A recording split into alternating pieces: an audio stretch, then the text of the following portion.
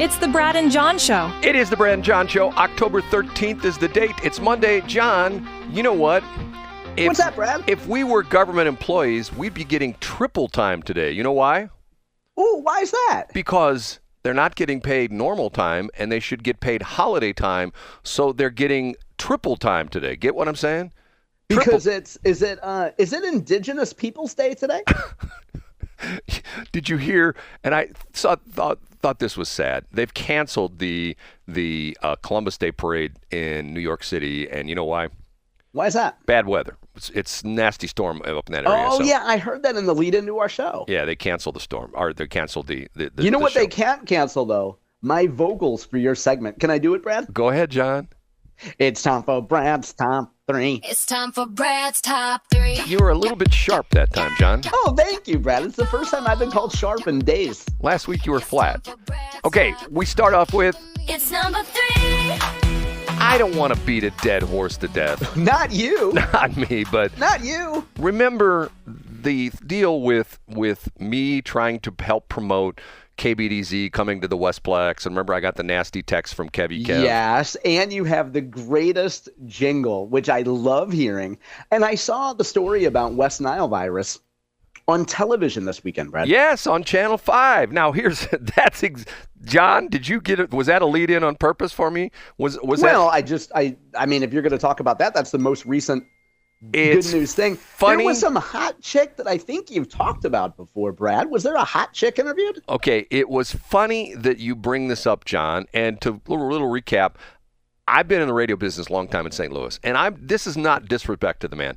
I never knew who Kev was. Remember, we even talked about this in the air when I got the nasty text from him. I thought to myself, okay, what's his deal? I don't even know who he is. Remember we talked about this? We couldn't figure out. I do remember that, yeah. At least at first I couldn't figure out who he was. Well, now he's this great big hero who passed away last week of West Nile virus, okay? So they did a big piece on Channel 5, okay?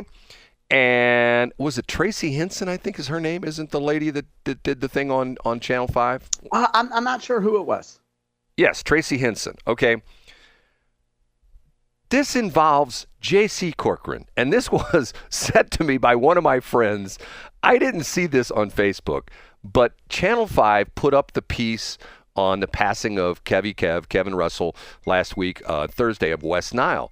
And on the comment section on the Channel 5 post on Facebook, guess who commented on it? Was it J.C. Corcoran? J.C. Corcoran. Do you know what I'm talking about? What did he have to say? Have you seen this? No, it was on Facebook? Yes, he commented on Facebook. No, of course not. Okay, J.C. Corcoran, and this is the comment on the piece on Kev. Idiot Tracy Henson would probably do a warm and fuzzy piece about Brian Kohberger. I don't know who that is. Brian Kohberger is the guy who murdered the 4 people in Idaho. Oh, wow. Okay. He's the guy that... so I take it JC had some sort of negative interaction with this woman before. No. Here's how the story goes. Oh, with Randy. Okay, go ahead. Yes, okay. I'm sorry for interrupting. I'll read it again.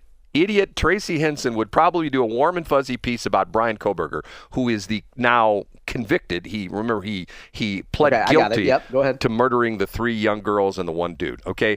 Then a lady by the name of Tina Rick Parent Corty, these people with all these 4 names, she says, she's not an idiot. Terrible of you to call names and hurt people. And J.C. Corcoran replies, you ready for this? I stand by my statement. Characterizing this guy in glowing terms is absurd. He was a crook, in all caps. Guess who fired J.C. Corcoran once upon a time when he was on Classic Rock 93.1 KBDZ? Was it Kev? Yes. So wow, okay. So J.C. Corcoran, even when you're dead, he doesn't give you a break. I mean, this guy. Now, here's the bizarre thing. Okay, I saw this on Saturday. Matter of fact, this was sent to me by one of my friends, and who's not in the radio business. Essentially, say, do you know what J.C. Corcoran put on the Channel 5 Facebook page? I go, no, and they screenshot it and sent it to me. And later, I found the post myself. Okay, here's the interesting part of this: that yesterday morning, I'm driving out to the crap transmitter site to do work. And I'm pushing buttons on my radio, and I hit the refugee radio station, which is it used to be the 3Js, now it's the 2Js. It's John and Jeff and all the refugees from 97.1.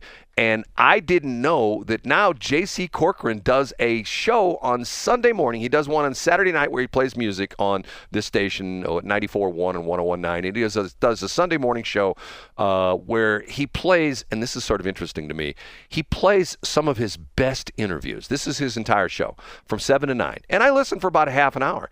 And here's my read on J.C. Corcoran. And I will say this in all good faith, okay? He's a super talented guy. If he could just be a nice guy and not be a jerk all the time, he would probably be still in St. Louis radio on a decent station, okay? And I say this because of the fact that I categorize JC as an own worst enemy, OWE, okay? I've seen many people like this in the radio business, and the crazy thing about it is, you if you're a listener, all of a sudden you hear a great DJ on the air, a great talk show host, and then all of a sudden they're gone, and nobody says why they're gone.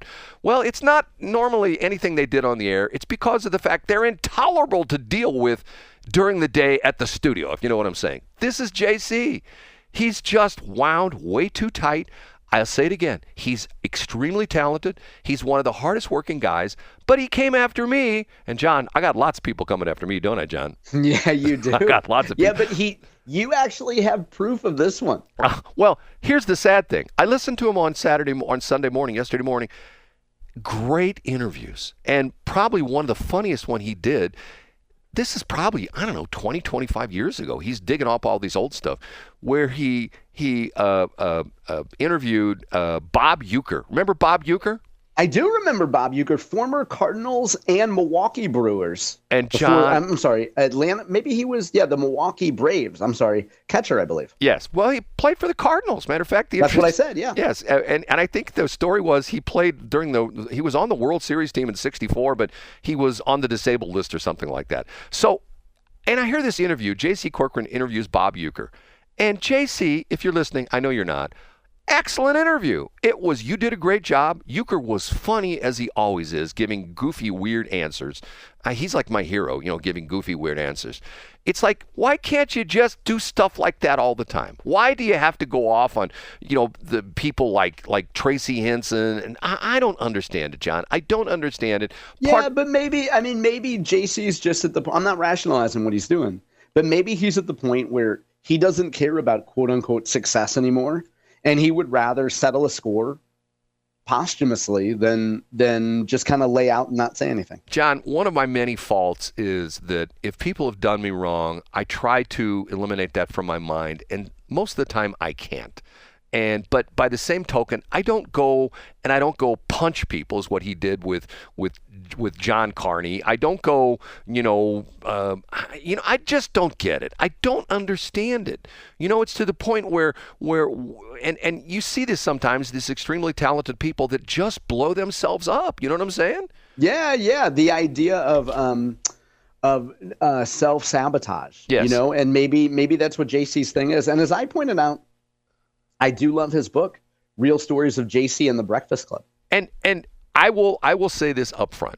JC, when he first started at KC, he was great. What I say where JC got a little bit in the weeds was when he turned into Mr. Entertainment Reporter. And that's when I think he sort of went sideways. Yeah, you didn't like the fact that he would be sitting there with Charlize Theron and made it like, I just got back from Hollywood. But it was true. I mean, he did just get back from Hollywood. Yeah, okay. Whoop-de-doo. Okay, ready for number 2? Yeah, let's do it. It's time for Brad's number 2. It's time for Brad's number 2. John, I'm saying right now, this may be the last week for me on the radio with you because Oh yeah? Why is that? I am moving to Ireland. Okay? Oh, what's going on there, Brad? You got a little lassie over there? I'm going to dig out my old trombone and my baritone and my drum set that I have now, and I'm moving to Ireland because Ireland is now, are you ready for this, John? I'm ready. Paying musicians. The government of... Oh, no, like Rosie O'Donnell? I knew you were bringing this up. Isn't she in Ireland? No, she's not a musician. Maybe she is. I don't know. The Irish government is officially starting to pay musicians. They did a test run where they picked 2,000 musicians in Ireland, and they paid them essentially to be a musician.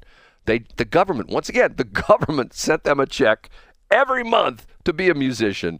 And now they are expanding the program to, you have to essentially qualify. But the idea was, and this is sort of interesting, the Irish government has essentially rationalized this by saying for every, I guess, and I think Ireland, I think this is weird, Ireland is still in the European Union. Isn't that the crazy thing? Europe, I mean, England is not, but I believe Ireland still is in the European Union. That's funny. I believe either Ireland or what's the other one? Scotland. One of the two is still in the EU, and England dropped out. Okay, they are paying, I think it's 335 euros a week for these musicians, but you have to prove that you are truly a professional musician. And they've come out with statistics saying that for every dollar, let's just call it dollar, they said euro, for every euro they pay the musicians put like a $1.35 or a euro, 1.35 euros back into the economy by booking studio time, buying instruments, taking additional lessons, hiring public relations people, hiring YouTube people, hiring, social media people to promote their musical career. So, John, I'm moving to Ireland. Well, we can still do the show, remotely, right? You'll just have a little bit of music in the background. You'll just be kind of the Pied Piper out there, right? Right. Me and Rosie. I'm going to find out where Rosie lives, and I'm going to live next to Rosie. And we're going to have, I fell in love with her when she was on the Flintstones. You know what I'm saying? Oh, that you did, Brad. Okay, we ready for number one? Yeah, I can't wait. And now, big finish, Brad's number.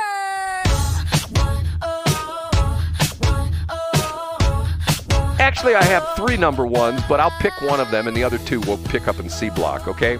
Yeah, let's do it. Did you read the article? I know you probably did. It's been in a bunch of different papers. It's in the Post-Dispatch. It was in stlpr.org. The Armory debate of the data center. Have you read? You know what I'm talking about? Yeah, I didn't read it, but my friend Maxie Glamour texted me about it.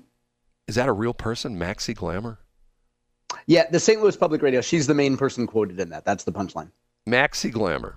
Yeah, she is a non-binary black drag queen, and she organized the data center forum the other night. Okay. I've done some reading on this, and what's interesting about this is most everybody concludes the fact that the AI world is the next frontier, and you're either going to join in and move along with the tide, roll with the tide, or you're going to stay at the bottom of the ocean. And the reading I've done is that the Chinese, at the rate we're going, the Chinese are going to kick our butts in AI because you know why, John? Why? Because they are embracing it and they are building power plants left and right. Yes. Well, what is St. Charles County doing and what is St. Louis City doing? Are they embracing it with open arms? No, just the They're opposite. not. Just the opposite, John. You know that. You're Facetious. Facetious. Yeah. You're being facetious. So what about the Armory story, Brad? Now, unless I'm mistaken, you say this is another example of NIMBY and people being scared of data centers because they say they don't want it in their backyard. Well, and it goes even further that I was listening Saturday morning to NPR, and they had a reporter out of the Atlanta bureau of NPR, the Atlanta affiliate of NPR. And the big deal there is the people, apparently one of the nicer areas of the metro area of Atlanta is to the south. And guess what they're doing, John? Are they building a data center? Yes, they're building data centers. They had a woman on there who was complaining about the fact that she bought this beautiful house, and it's a nice neighborhood, and across the street from her was all forested. Well, guess what? The trees are gone. They cut them all down because they're building a data center across the street. Paradise and put up a data center. They're building a data center across the street from her.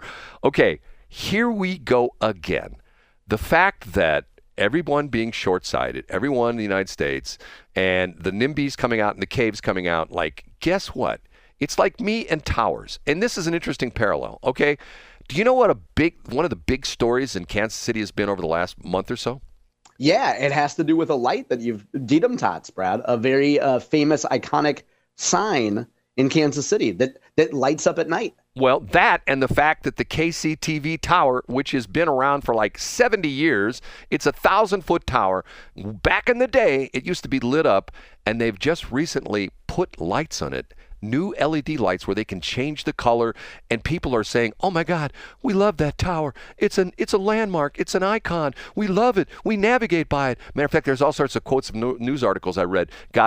One guy moved into an apartment. He was new to Kansas City, and he says at night he could navigate his way home by looking at the lights on the KCV tower. But now they're back again. Okay, if we were to go into St. Charles County, the city of St. Louis, and say, "Hey, Kansas City's got this 1,000-foot tower with lights on it. We want to build a 1,000-foot tower in downtown St. Louis and one in St. Charles County." What do you think would happen, John? I think the citizens would rally around it. Maxi Glamour and Dan Borgmeyer would embrace, and they would say we are unified as a binary and non-binary in support of data centers. And then Borgmeyer's cousin would come in and cash a check. You know, the crazy thing about this is you read the numbers, the amount of money they're going to throw into, we've got gambling. And remember, the one of the problems with the gambling amendment is nobody really ever came out and said it's going to give X amount to the state of Missouri, because they're fudging the numbers. Remember the controversy? Some people said it's going to provide tens of millions of dollars every month, and other people say, no, it's not going to provide any money because the way the thing's written. Yeah, they can't agree on a figure. Here, we can agree on the fact that these data centers is going to generate jobs, going to generate sales tax, it's going to generate use tax, real estate tax, all that money which could go to schools in the city and in St. Charles County. But no, we have people that say, we don't want a data center. Not in my backyard. But the Chinese are saying, hey, data centers, how many power plants do you need to put this data center in? You need 3? We'll tell you what, we'll build you 6. Is that enough? See, that's why United States is not going to move forward in the 22nd century. We're in the 21st century right now. I don't know, Brad. We're still going to lead the world in the number of young people getting degrees in liberal arts, social work, and English literature. And losing to Alabama for Mizzou, right? Okay. Oh, gosh, Brad, yes. We have to take a break. And I have two. Hold on a minute. My computer just glitched on me. I was kind of hoping you'd tell a little kid to get on a bus and punch a 7-year-old and then say, punch her again. I have 2 things that I want to talk about in C Block. I want to talk about the new Charlie Kirk TV show, and I want to talk about my son, Drew. Okay? We do that? Oh, yeah, let's do it. Okay.